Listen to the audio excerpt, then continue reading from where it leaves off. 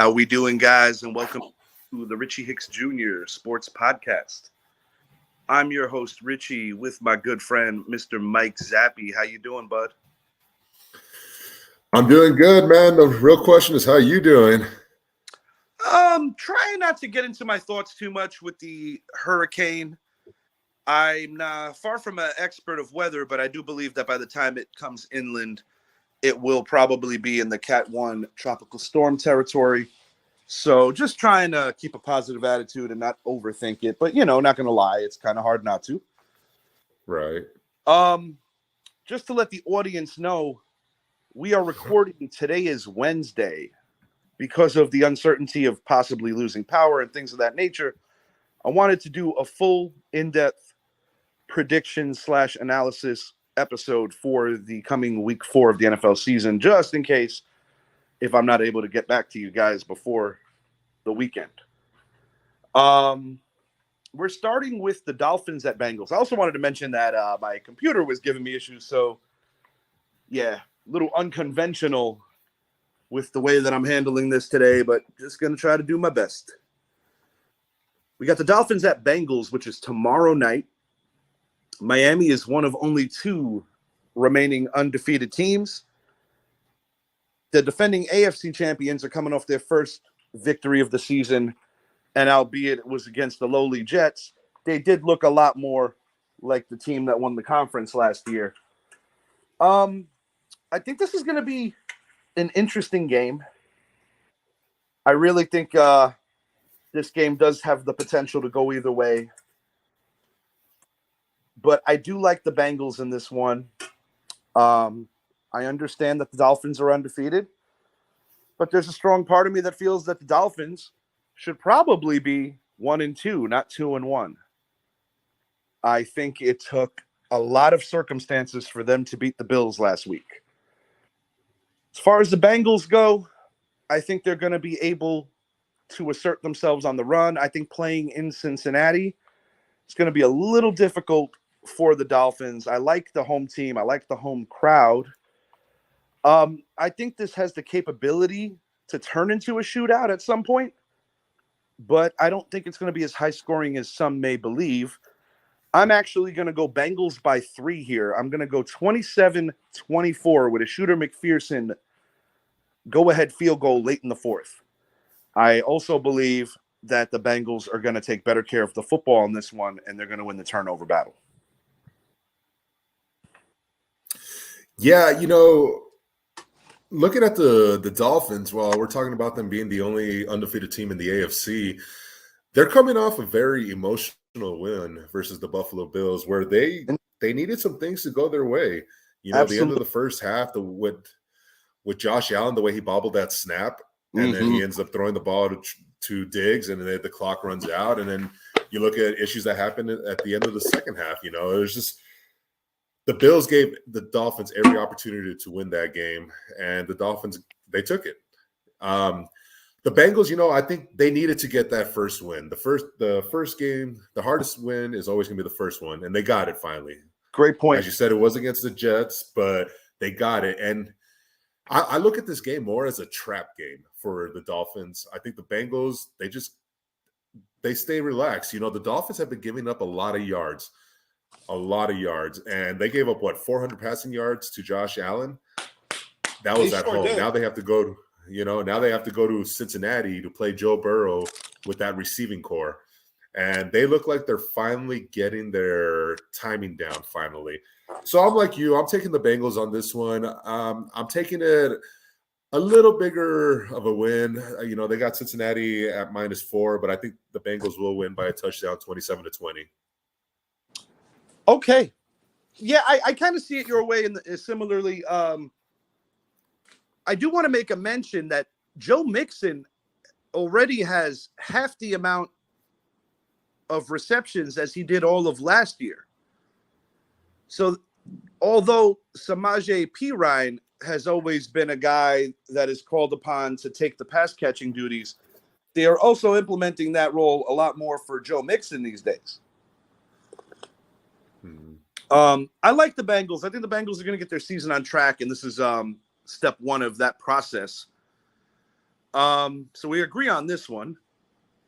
Game 2, we got the Vikings at the Saints, but there really is no home team. This is a neutral field. Is this in England or is this in Germany? I feel like I'm screwing this up. Is this actually in England? This one, yeah, it's in Tottenham. Okay, the same stadium where the G-Men and Packers will be playing the next week. This one is probably one of the tougher ones to pick this particular week. But ultimately, I'm going to go with the team that I think has the quarterback that will make less mistakes, and I actually do believe that's the Minnesota Vikings. I think the Vikings know that they were very fortunate to come out of that Detroit game with a victory. But I think sometimes getting away from the United States in this case, or just getting away from the natural grind of the NFL season, sometimes puts you in a position to really hone in and to truly focus. On paper, this looks like it could be low scoring. I'm going to keep it in the mid to low 20s. I'm going Vikings 26, Saints 20 in this one. And I do think that Jameis Winston is going to have a couple of untimely turnovers that are going to turn this game in the Vikings' favor. I'm not sure about the status of Dalvin Cook going into this, but I do believe that all in all, he will be okay. Yeah, I kind of feel the same way about this one. It boils down to the quarterback position. It's not a primetime game for Kirk Cousins, so you don't have to worry about that. They were very fortunate to pull off that victory. If Dan Campbell, he should have never gone for that field goal at the end of the fourth quarter. He should have punted the ball away or Absolutely. just gone for it. Sergio really dove into just the horrific decision-making on Campbell's part in that, and I must agree. Yeah, and it's a part of the learning curve when you're a young coach in the NFL. So, and then I look at this, as far as Dalvin Cook goes, I know he's questionable right now. It looks like he may play, but it's one of those, is it really worth it? Then when we look at the Saints, I mean, they have an injury list. Not to mention, they've been working Andy Dalton with the ones this week in the event that they have to sit Jameis Winston. So that alone right there tells me, all right, I think they're at that point where they need to decide, and it's probably not going to be Jameis for the rest of the year. Then you look at their receiving core. And part of the reason why I also like the Vikings in this one is because although both these teams are kind of been results of a mixed bag, the Vikings loss to the Philadelphia Eagles, I actually think there was some good to take away from that a couple of weeks back, because they did shut out the Eagles in the second half. And I think the argument can be made that the turnovers turned that game inside out, where the Vikings could have hung around deep into the fourth. Similar to their NFC North rivals, the Packers, I think the Vikings in their own way are trying to work out some kinks. I expect both those teams to be very much in the mix for that division going late into the year. I know preseason you picked the Vikings. I myself picked the Packers. But I do think that it's going to go that way. Yeah, I like the Vikes 26-20, but I don't think the score is going to be as close as the game. I could see New Orleans getting a late one to make the game a little closer than it maybe could have or should have been. Yeah, and I'm right along the lines as you. Like I was saying with the Saints, there's too many injury questions, especially with the receiving core. Michael Thomas, is he going to play? Jarvis Landry, is he going to play? Chris Olave has been coming along very nicely for that team, but there's more questions than answers. I have the Vikings winning this one 24-13, and if they do get that late touchdown, it'll be 24-20, but I feel like the Vikings are going to control the game for the most part. So if they do get that late touchdown, our scores are incredibly similar, but you feel that it will be a little less offense from New Orleans. Yeah, because, they haven't shown us any offense this year. No, not really. So it's – yeah. I want to apologize to the viewing audience for I am a cigarette smoker. And I normally don't smoke cigarettes on the air. But a hurricane's coming, so I'm a little nervous, so I apologize for that. The Seahawks going into Detroit with the exception of the Green Bay game, which we're going to touch on in a little while, I think this is the lock of the week for the Lions as well, a second lock of the week. And I think the Lions are going to put it on them in a blowout fashion. I'm going to go Detroit 41, Seattle 17. I think this is going to be a legitimate beatdown, and I think the Detroit defense is going to finally show up. And I expect a big thing out of Detroit's front. I think they're going to get after Geno Smith, and I think they're going to make his life rather miserable in this game. Yeah, I agree with you on that one. I believe this is the lock of the week as well. You know, Detroit, while they've lost 2 very close games, one being to the Eagles and then the meltdown against the Vikings last week, their offense is putting up points. Absolutely. Hands down. And whether DeAndre Swift plays this weekend or not, I think they'll be just fine without him. Jamal Williams can handle the load perfectly fine. So, yeah, I don't have them reaching 41, but I do have them winning pretty handily. I have them going for 34. And Seattle right now, it seems like their offense is predicated around, all right, Geno, we need you to do something, but he's not doing anything. They've been running the ball, but not really. You know, it's been mostly DK Metcalf putting up the statistics. Yeah, Metcalf is a wonderful receiver. And, you know, I think he's taking the right attitude. I'm sure he nor Tyler Lockett is particularly enthused with the current status at quarterback, but I think he is doing his best to be a great teammate to Geno. And I don't think Geno's been terrible. It's just that in the NFL, you just need more at that position. And but I think Seattle also knows that DK is their guy, no matter what's going on right now. And, you know, with some good drafting and maybe some good decision-making, Seattle can be a player in the next few years like we're used to seeing them. But right now, they're just not a good football team. And I do think their one win against another team trying to find themselves, the Broncos, was a bit of an aberration. The Seahawks are a very bad team, and going into the year, I had them finishing worst in the NFL. And this might be a bit of a stretch, but I'm going to stick to that for now. I got the Seahawks finishing with the worst record in the league when it's all said and done. We shall see. And, you know, things change. Maybe at the deadline they deal Metcalf. Maybe they deal Lockett. Maybe they try to get wealthy in the draft. I don't know what the future holds. I am taking back that Pete Carroll is still there.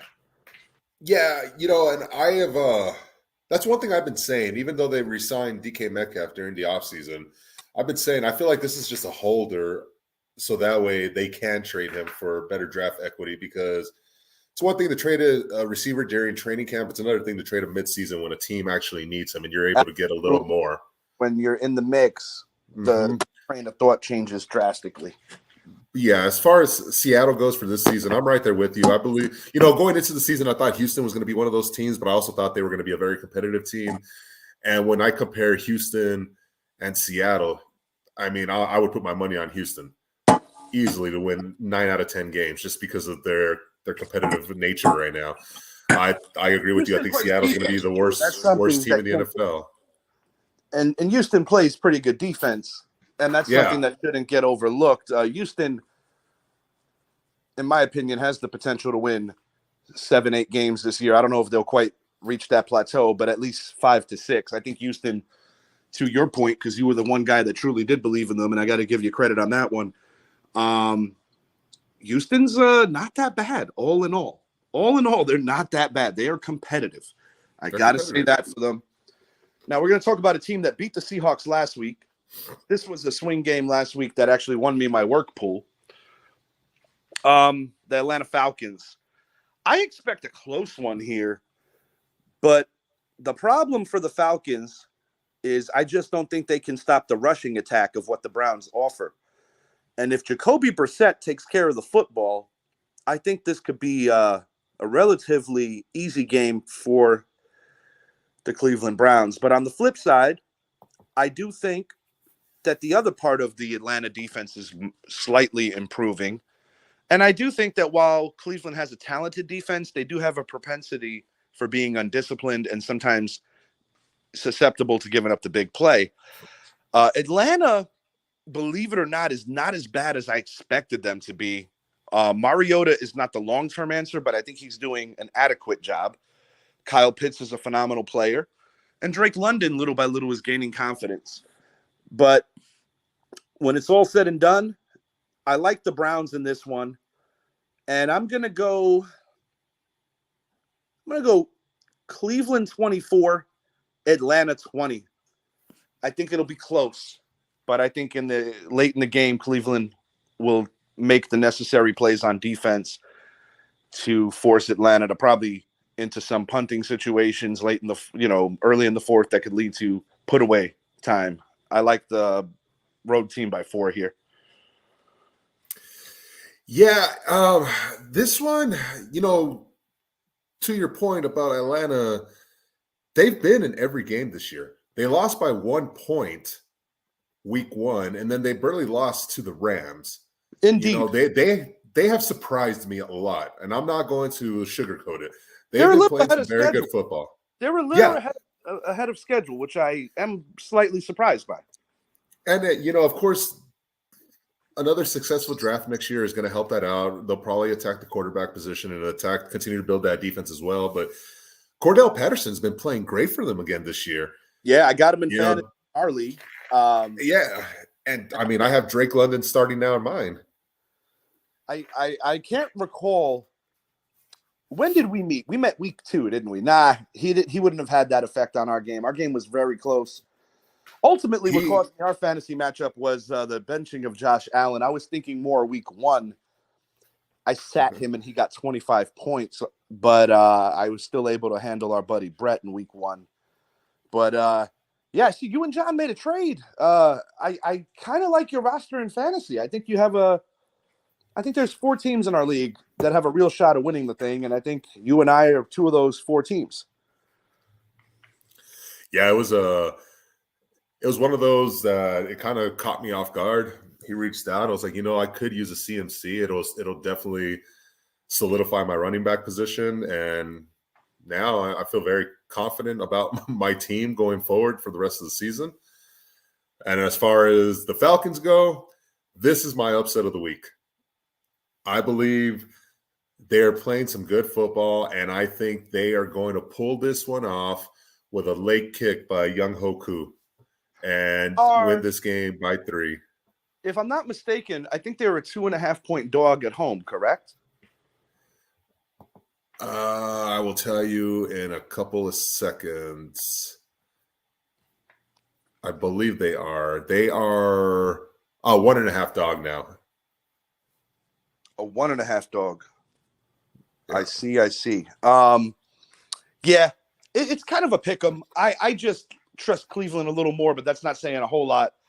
But I remember when we did our AFC North preview, you were very adamant that if Cleveland could play around the 500 threshold going into roughly Deshaun's return, that they can be a playoff team. And I'll be honest, I think they're going to be a little better than the 500 threshold. And I do think that this is one of those teams late in the year that could snag a 7 spot and be a problem for one of the top tier AFC teams. Because, I think we can probably agree that with the exception of some of the elite units, now granted, Buffalo is 2-1.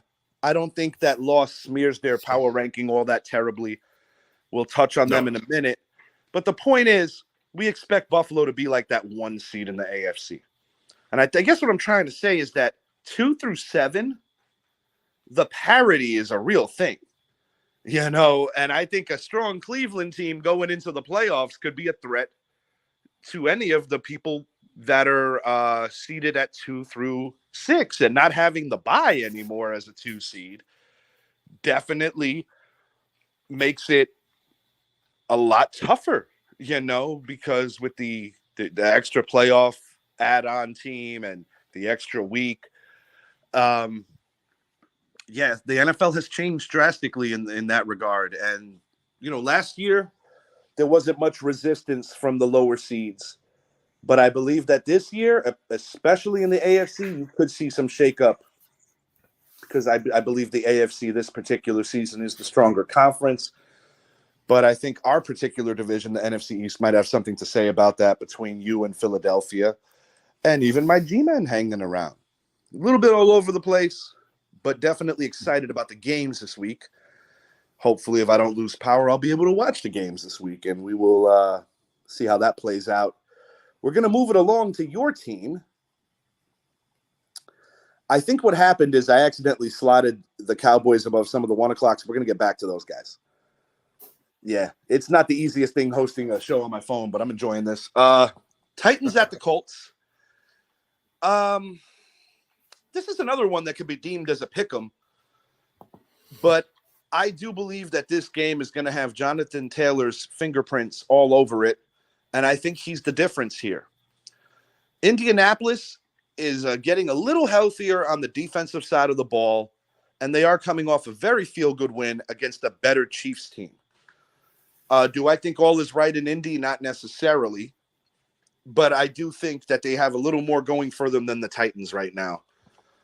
I expect this to be a relatively low-scoring game, maybe creeping into the low 20s for the victor. I'm going to go 24-17 Indianapolis Colts, and I do believe that there may be the ugly Ryan Tannehill INT or a fumble or something of that nature that cost Tennessee on a potential game-tying drive.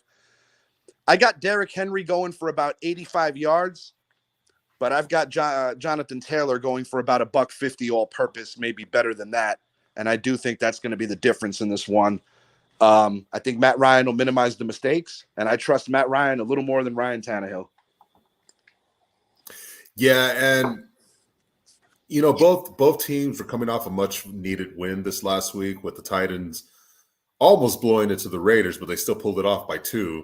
And then the Colts, of course, they were the one team that myself, Idris, and you were having a little trouble picking it, where Idris covered both ends. But I made a comment about Harrison Butker, and you reminded me he was out. And go figure that Butker not being in the game against the Colts was the difference. Where it sure was. Yeah, that's kind of funny because I don't think either one of us said he was going to be the difference, It was. And the fact that he missed the extra point and then he missed the field goal and they lose by 3, that's 21-20 if you have a Harrison Butker in there. I mean, look at our game. Look at our game that passed the other day. Gano, who's one of the most reliable in the league, kicks it a little low, and I want to give some credit to the Dallas special teams. They made the play that needed to be made. That may have very well changed the complexion of the game later in the game.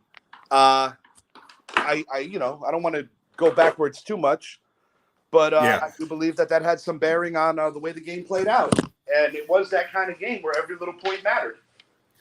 Yeah, and going back to the Colts, I think this last week was a much more important win for them than it was for the Titans, just simply because the Colts are still obviously in the running. They're only 1 game back of the Jaguars in the division. Yes, I still think the Colts are the best team in that division. They got off to a rocky start this year. And, I think they're going to rely on Jonathan Taylor just the way you said. I think he's going to go out there for 150 total. I said the Colts needed him to go off for 200 total yards last week, and he didn't even come nowhere near that. And they still pulled off the victory.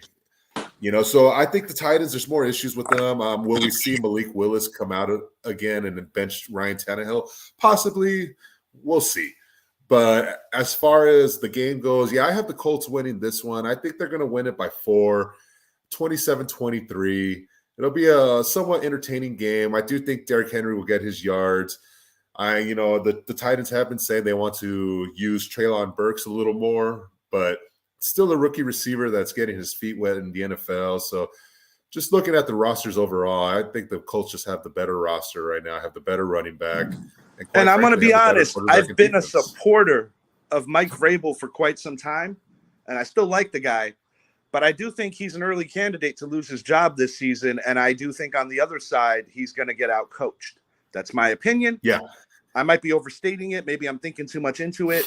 But when I think about the way they lost to the Giants, and yes, it wasn't all on him, he doesn't catch passes. You know what I'm saying? And there were a lot of drops in that game that could have turned into icing the game or shaving some time off the game. And it still came down to a final kick. But the Titans window, in my opinion, has closed. And I also want to go as far as saying that I think King Henry might find a new address in the next year or two and wind his career down, possibly for a Super Bowl contender down the road. That's just my opinion. We shall see how that plays out. Oh, that's an interesting prediction there. I'm going to remember that one for sure. I mean, comparable, similar to some other backs that late in their playing days went to other teams to try to grab a ring. There's a few teams I have in mind, and we'll elaborate on that on a future show. But we both agree here. So basically, the only thing that we've disagreed on thus far is the Browns at Falcons. We're going to take it to East Rutherford, New Jersey, home of my team, coming off an emotional loss to, right now, at this moment, a better Cowboy team. A missed opportunity for sure, because not taking anything away from Cooper Rush, I think he is more than an adequate backup and potentially an adequate starter. I mean, the man keeps winning. There could be a possibility of a quarterback controversy. You go with the hot hand. But the Giants were not able to generate a pass rush. We elaborated on that in our post-game breakdown of the Monday Night Football game. What the Giants are doing good is they are staking around and they are staying in games. They are not going to deal with a comparable pass rush nor comparable offensive line play, well, second half play, to what they did with the Dallas Cowboys.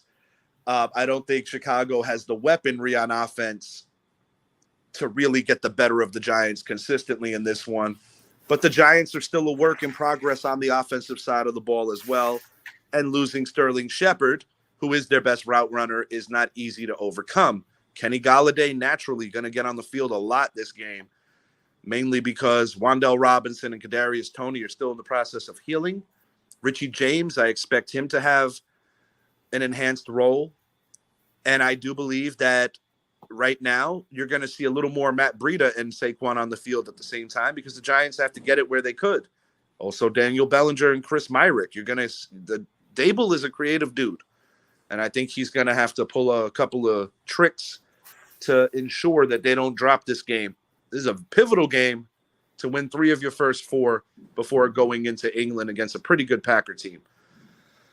I'm going to go New York Giants 20, Chicago Bears 17. Graham Gano. Wow. For the win.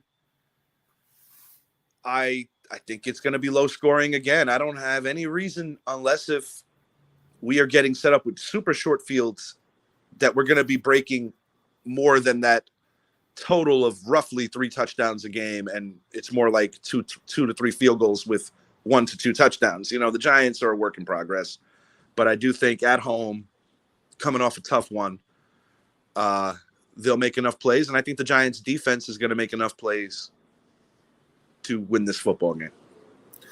Yeah, and while the Bears are 2-1, you know, I really look at how they've won the games. You know, they played in a tsunami, it seems like, week 1 against the 49ers. Sure, and then they go play Green Bay. And, I mean, as Aaron Rodgers has said, he continues to own them.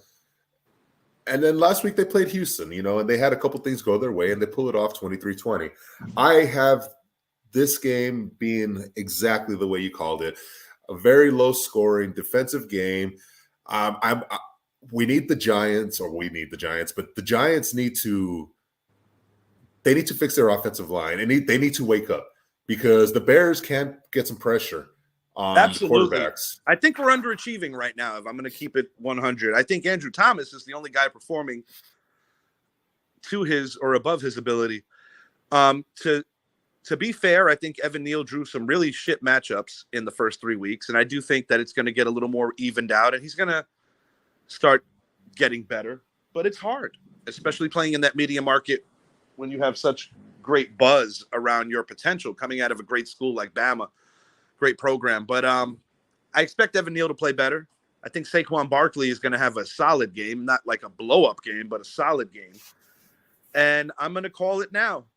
2 giant touchdowns are coming from Daniel Bellinger, and yes, I'm going to say it, Kenny Golladay. Huh. I'm not going to 2017 call. Giants, it's going to be close.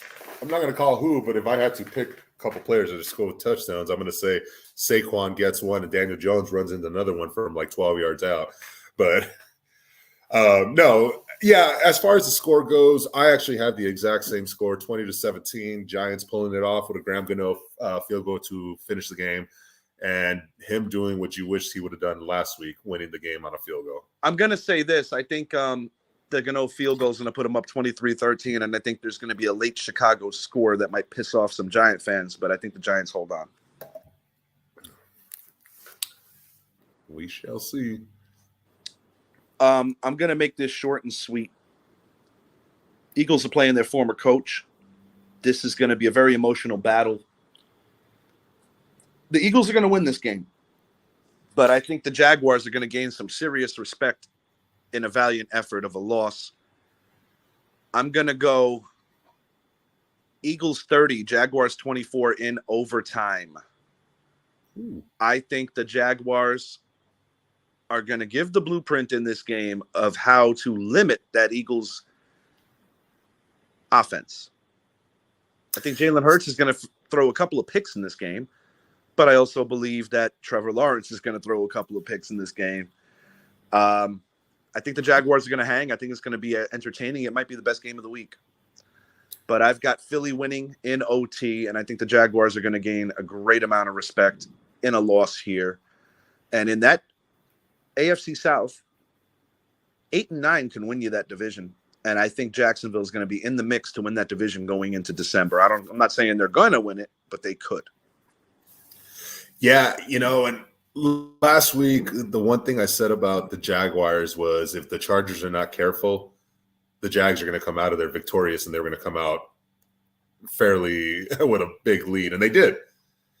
And I look at this Jaguars team, and I'm seeing constant improvements week in and week out. Yeah. They made the right hire at head coach with Doug Peterson. They certainly Trevor did. Lawrence has looked, Trevor Lawrence has finally looked like the number one pick of he's starting to come draft. around. Like I said, I've said this on many a show. Urban Meyer, that whole experience and experiment with him was a wasted year for that organization. But I do think that they're starting to believe in their program, and they're just gradually getting better. And I like seeing the Jaguars good because, little known fact, I think the Jaguars have a pretty cool fan base. They traveled really well to East Rutherford, New Jersey when I attended Saquon's NFL debut. And that was when the Jaguars were still considered a Super Bowl contender. You had a lot of Winnebagos that drove up from Duval. Some of them were tailgating right next to us. So it was a cool time. And it was a very rainy game, which I actually think going back to that particular game kind of favored Jacksonville, being used to the Florida rain and the slushy conditions. This is a good Jaguar team. They're getting better. There's going to be some weeks where they make a step like this and then maybe look like a dud against somebody they should be. Same thing with my team. But I like Jacksonville to gain some respect, but I like the best team currently in the NFC to win the game. And as much as I hate to say it, that team is the Philadelphia Eagles. Yeah, and, finishing up, I think the Eagles right now, they haven't necessarily shown that while they are the best team in the NFC, I won't deny that. It's just something about them in the second half. They are a much different team in the second half, and they've shown it against Detroit. They had a big lead against Detroit in the first half of the game, and then the second half, Detroit almost pulls it off. Then again, they get to 24 points the last 2 weeks, and then their offense just turns it off. And maybe that's by design, but from my experience, you never stop. You keep going. You never give a team an opportunity to come back and win. I don't think it's all self-inflicted. I think some of it is the teams that they've been able to beat making proper adjustments to kind of stymie some of the stuff that works in the first half. What the Eagles are doing right now is working, but I wholeheartedly believe that it's not sustainable over the course of 17 weeks, and that's part of the reason why they're not my pick to win this conference. In the end, I actually think Green Bay is going to win this conference. I really believe that, but we shall see how it plays out. And I'm, don't get me wrong, I'm going to be paying a lot of attention to this game because while you did bring up the point that the Jaguars may expose them, I have that feeling as well. And 2 weeks later, they have Dallas coming to town, and we already know what Dallas's defense can do. So it's one of those that I'm going to be paying very close attention to. Because it's not necessarily about the Eagles losing or winning this week. It's about setting up a blueprint where teams like your team, teams like my team, and maybe later in the year, teams like Tampa, the Rams, and maybe the Packers can compete with them, beat them, whatever have you. That's what it's all about. It's a copycat league. It's a week-to-week league. Keeping it in Stone State. Two very underwhelming quarterback situations going into this one. I don't know if they're going to go Mike White or Joe Flacco, or if Zach's back. I don't think it really matters. Zach's back. Zach's supposed to be playing this week, yeah. I don't like the Jets' chances in this one just because I think the Steelers' defense is going to do enough to stymie the Jets' offense. And I'm actually expecting a pretty good game from Najee Harris here, even though the O-line has been a little tricky, for lack of a better word. It's not going to be the flashiest performance by either side, but I've got the Steelers winning this one 27-13, 2-touchdown lead, because I believe that it's going to be a lot of short field situations where their offense could cook. The Jets, we predicted them to be 7-10 going in. My expectation is dropping a little bit, but I still think at the end of the season, the Jets will be better than how they started. If the Jets stick around in this game, it's going to have to be Sauce Gardner really stepping up and being able to cut off half that field. But quite frankly, I think the Steelers are going to be able to run the ball, not at will, but effectively enough to play their style of game. And I just think the Steelers are a better football team. What did I say? I said 27-13. Yeah, 27-13. I kind of like it. I think the Jets will score one touchdown in this game, and don't be surprised if it's on the defensive side of the ball. So, yeah, I agree. I mean, Najee Harris through the first three weeks of the season has been averaging 40 yards a game, 42 yards a game. So I think this will be his breakout game. Going into the season, I talked about Najee Harris possibly with the injury that was going to slow it down a little. And it seems like, it may have slowed him down a little, but also teams are putting 8 in the box. They're going to force Mr. Trubisky to beat you. But this is just game seems a lot different. Seems like a game we've been waiting for, a Pittsburgh football style game where they run the ball, play great defense, and come out victorious. I don't have a 27-13, but I do have a 24-10 Pittsburgh winning. I think they win by 14 as well. And I didn't mention it, but I have the Eagles winning, since we're on the state of Pennsylvania, 34-24 against the Jaguars. Oh, so once again, not all that far from my prediction. This has the potential to be the best game of the week as well. The Bills at the Ravens. Bills coming off an emotional loss. They are down people in their secondary. Baltimore gave up a massive game to Devontae Parker, and the week before blew a huge lead against Miami. I think that both teams are going to put points on the board in this one. But in the end, I think the better team's going to win. And the better team's the Buffalo Bills, even on the road here. They're not going to lose consecutive road games. I think they're very pissed off about the way they lost that game to Miami. But it's going to be close. I believe it's a 3-point spread in Buffalo's favor. Buffalo's going to cover. I got them winning this thing 31-27. It's going to be close. It's going to be close. I actually think close on the level where the Ravens are going to have a chance at a final drive, but I think Buffalo's going to take care of them. And the reason why I feel strongly about Buffalo winning this game is because the New England Patriots don't have near the offensive weaponry as the Buffalo Bills, and they were able to do what they did. Now, granted, that game was played in Gillette. This game is in Baltimore, but I think Baltimore's looking at their second home loss of the season. And, I like the Bills by 4. Yeah, this is one of those interesting games as well. In my opinion, this is the game that's going to put the MVP leader, because I believe right now the top 2 in MVP voting are Lamar Jackson and Josh Allen. I have to agree with you on that. In the early going, I have to agree with you on that. And you might laugh at me for saying this, but I think that Jalen Hurts in the early going might be getting some votes as well. But it's Josh Allen right now. Yeah, I mean, Josh Allen's the only guy that's passed for over 1,000 yards. The guy is passing the ball, scoring touchdowns, running the ball, touchdowns. Lamar's got 10 passing touchdowns this year and 2 rushing. I mean, he's been Lamar. Lamar is bet on himself, and so far it's paying off. Going back to this game, we still don't know what the secondary is going to look like for Baltimore. I'm sorry, for the Buffalo Bills. It's going to be similar to what we saw last week, but yeah, it probably will be, and I think that's actually going to hurt them. However, that's why I got the game being close, to be honest. But yeah, I think it's going to be a nice battle between both quarterbacks, and I think Buffalo pulls it off because they are the better team. I have this one being a very high-scoring game, as a matter of fact. I see it going up and down the field all game long. I'm not expecting Buffalo to put up another 20-point game. I think they win this game 37-34 with a touchdown to win the game. That's how I had it written down.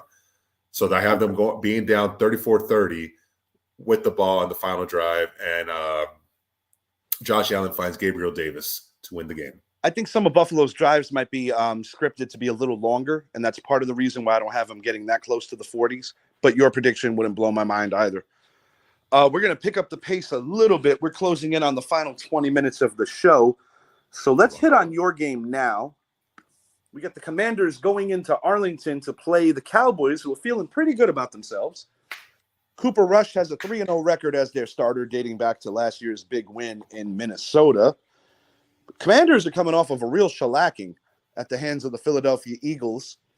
And I think you're going to see something similar to what you saw go down in D.C. I think the Carson Wentz is going to be under duress early and often. In order for the Commanders to stick around, they're going to have to run the ball.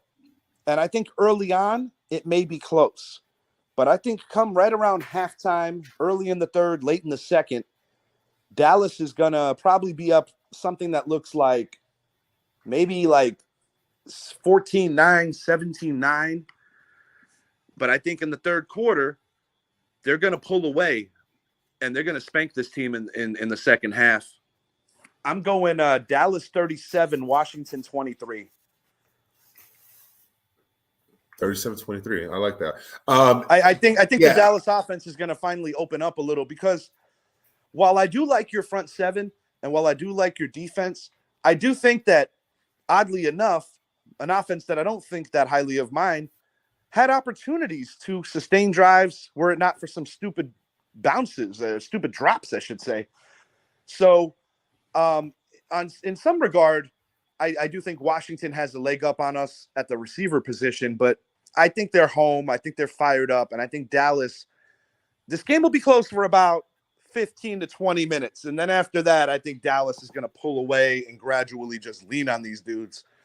And I'm expecting a decent game out of the combination of Tony Pollard and Zeke Elliott.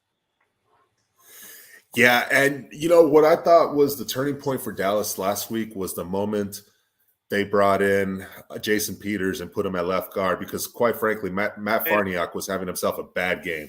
It opened up our running game finally, and it, again, Kellen Moore has been looking very good when he's actually calling a running game, and not trying to throw the damn ball 45 times per game. I look at the Commanders. This team gave up 9 sacks to the Philadelphia Eagles last week. 9 sacks. And the Eagles have 12 sacks on the season. So they have 12 sacks with 3/4 of them coming in one game. Yes. And now we have the Cowboys coming to town, who have 13 sacks, lead the NFL in sacks this year because of the designs that Dan Quinn is coming up with. He's a genius. We have Michael Parsons with 4 sacks, and then we have Tank and Dorrance Armstrong tied with 3 sacks. Our defensive ends, our defensive line is playing as advertised. I think that's going to give Carson Wentz fits, because one of his biggest problems is he holds on to the ball too long. He does not know how to throw the ball away, and that right there, I believe, is going to force him to throw a couple of turnovers throughout the game. I actually thought this game was going to be closer. See the fumbles. I think it's going to be the fumbles that do them. And yeah, and it may very well be the fumbles. I think this is not going to be a game where Dallas's offense is going to have to do much. I think this is going to be a game where Washington's going to try to run the ball, but really they don't have a running game. Until Brian Robinson comes in, they don't really have much. I think what's going to happen here is you're going to lean on them in the running game when you start pulling away, but I think the running game is going to open up some one-on-ones down the field, and that's where you're going to strike them with some big play prowess. and then maybe inside the red zone you punch it in, or you Yeah. maybe look for your tight end or something. But I just think the defense of Dallas and the way that they're getting confidence right now, it might save Mike McCarthy's job, but that's a little too early to speculate on all that. It really depends on how you guys do in January. But And I like you in this one, and I don't think it's going to be all that difficult for you past the beginning of the game, where I do think Washington is going to keep it close early. yeah, and as far as Mike McCarthy goes, look, these are the games that he is supposed to win against the Commanders, against the Giants. For sure. And next year, not so much. Right. Both teams might be better. This year, very much so. And the true test for Dallas will come next week when they go to LA, and then the following week when they go to Philly. Look, yeah, for sure. For sure. The Rams have had your number for a while. Yeah, but as far as this game goes, yeah, I agree. I think we're going to see 200 combined rushing yards between Tony Pollard and Zeke. Pollard has been my X factor, and I believe he's going to continue to be the X factor. I think he's going to have himself another good game. I see Cooper Rush throwing another 2 touchdowns. And, yeah, I have Dallas about 34, 37 points, where Washington, I think they're going to get 17, maybe 20. I think it's going to be a nice win by Dallas, a momentum builder, but I think the defense is going to lead the way and give Dallas a lot of short drives. Yeah, I'm with it, bro. I'm very much in agreement with you.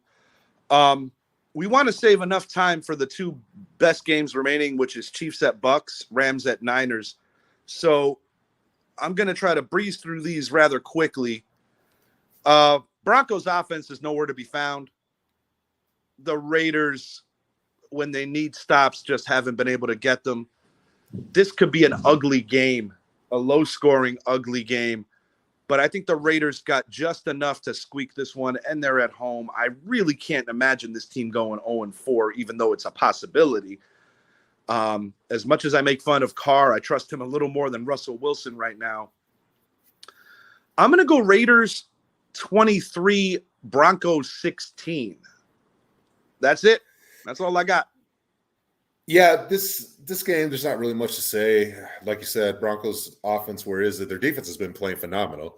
The Raiders, they're still trying to figure some things out, but I do have them coming out on top. They're 2.5-point favorites. I think they cover. I think they win by 3, and that's that. I'm not going to give a final score. I just think they win by 3. Chargers at Texans. Chargers got embarrassed at home. Sergio and I spoke on the fact that we don't think Justin Herbert should have even played in that game, being that he's your biggest asset of the franchise and the future. Texans playing a very physical brand of defense, and you got to tip your hat to them. But I do think in this particular game, the Chargers defense is going to be motivated to not be embarrassed again.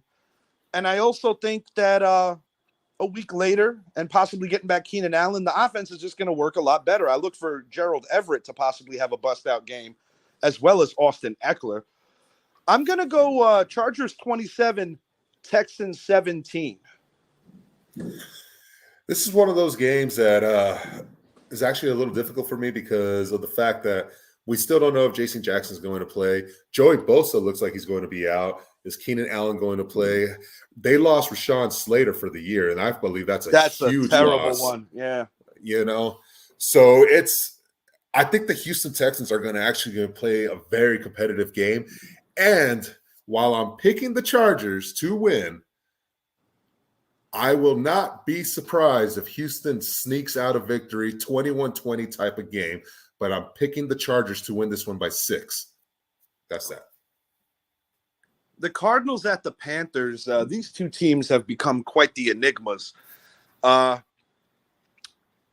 feel this is a get-right week for James Conner, for Kyler Murray. They have their fair share of issues, but the reason why I do like Arizona in this game is because their defense has been playing better. I think that they got themselves a little respect, even though they got beat by the Rams. They always get beat by the Rams. I'm going to go Arizona 24, Carolina 17. I just don't think Carolina has the horsepower to deal with much of anything on offense. And I think the Arizona defense is just a tad better. And I think you're going to see some unsightly mistakes from Baker Mayfield that's going to frustrate people. Christian McCaffrey always gives you a chance on any Sunday. But I'm not going to say he's going to get bottled up, but I think they're going to be able to divert the game plan where the Mayfield just makes too many mistakes. Yeah, this game, I mean, I agree. I think Baker Mayfield is going to make the mistakes. The Cardinals, they're still trying to find themselves right now. But, yeah, I think the Cardinals pull it off. They win a tight game, possibly by 2-3 points. I'll leave it at that. Short and sweet. Packers 34, Patriots 10. The Patriots are decimated, but they're going to score a touchdown late in the game. Packers 31, Patriots 13. Same thing. They're decimated. They don't have mac and cheese playing this week. I mean, it's looking worse for the Patriots. Chiefs at Buccaneers, a Super Bowl rematch. We get to see Brady and Mahomes. Tampa's getting a little bit of health back, and they're also getting a suspended player back in Mike Evans. The Chiefs kind of had some issues last week in certain key moments to move the ball and put it away against the Indianapolis Colts. One thing that Tampa has proven to me, even though they're a mess on offense, is that their defense is still elite. I like Tampa to win this one, and I don't think it's going to be the high-scoring game that some people think could happen because of the two names playing quarterback. I'm actually going to go on the low-scoring side of things here. I'm going to go Tampa 26, Kansas City 23. I think I like the Bucs by 3, and I think Leonard Fournette is going to have a decent enough game.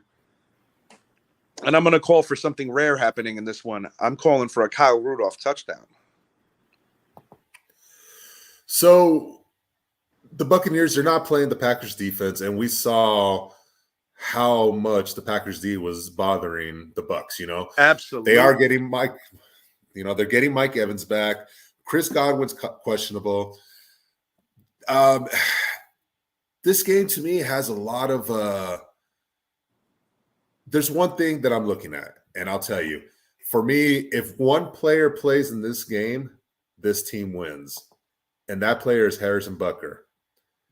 He was the difference in them losing last week, and I believe they need him to win, you know. And I mean, last year when Tampa Bay and the Chiefs met, where was that game at?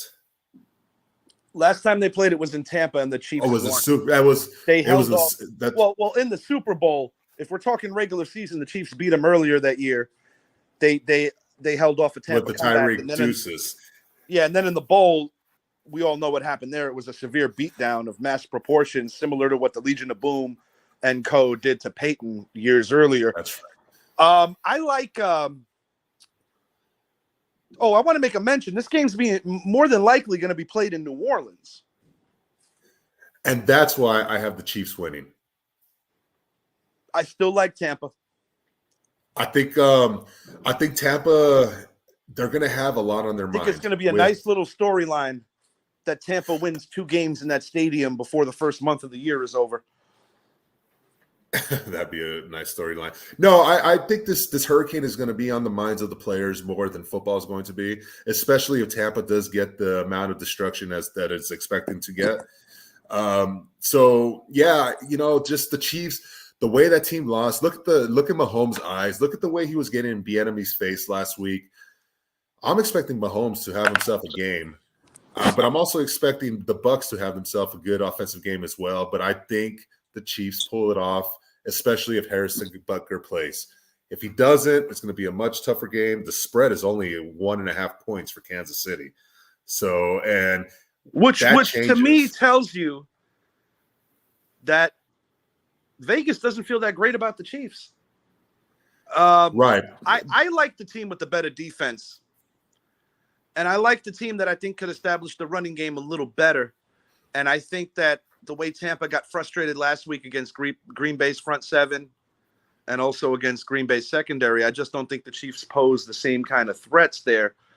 But because of Tampa's offense still being a work in progress, I do believe that that's part of the reason it's going to be close, because they're going to have to settle for a few field goals that they could have capped off with touchdown winning drives. And I'm calling for Mahomes to throw one particular pick that could turn the game the wrong way for them. Yeah, I like the Bucks. So we disagree on this one. It should be good. Coming up on the 4.5-minute mark for our final game, a rematch of the NFC Championship. I noticed that a lot of the early analyst publications, they're picking the Niners to win a squeaker here. I'm going the opposite way. I'm taking the Rams here because while neither quarterback is all the way back to health mode, because they're both dealing with, surgeries that they are getting over in the elbow area, the shoulder area, whatever have you. I just like the Rams roster a little better right now, and I think that McVay is very overdue to win a regular season game against Shanahan. I do expect this thing to be close. I'm going to go Rams 27, 49ers 24.